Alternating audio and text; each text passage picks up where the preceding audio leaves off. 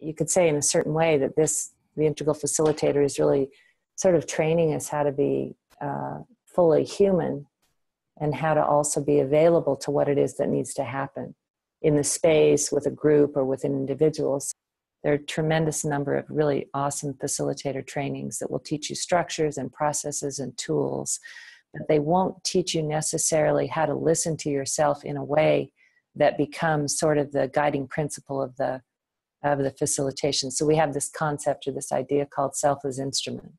And that's partially why your emotional development is going to be challenged, and your interpersonal expressions and just how you comport yourself generally is really going to be the focus of the training. The things that I think are exceptional in our training that you probably wouldn't find anywhere, only within an integral world, is that we work with energetics. You know, what are the energetic states and emotional states? How do we work with wholeness and differentiation?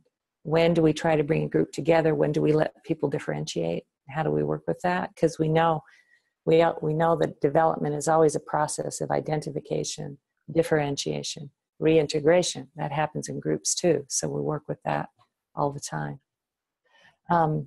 Polarities, conflict, shadow.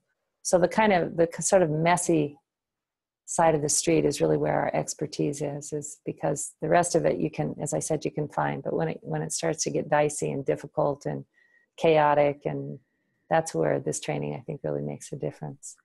One of the other things that we emphasize is really using the polarity of you could say your feminine and masculine skills to work with typologies. We don't have to call them that. We can call them your active and receptive skills. So we really invite you to deepen your listening and your stillness and your meditative awareness.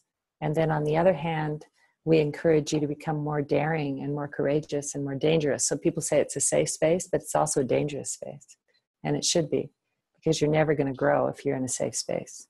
You're only going to grow if you're in a fundamentally safe space that encourages you to take risks, to fail, to make mistakes, to be humiliated, to feel all those things, because everything that you feel becomes actually part of how you can facilitate. So the more familiar you are with your interior and your emotional range, the better you're going to be in front of a room, and with a room, I should say. So that's kind of sort of the big picture of what it is we do.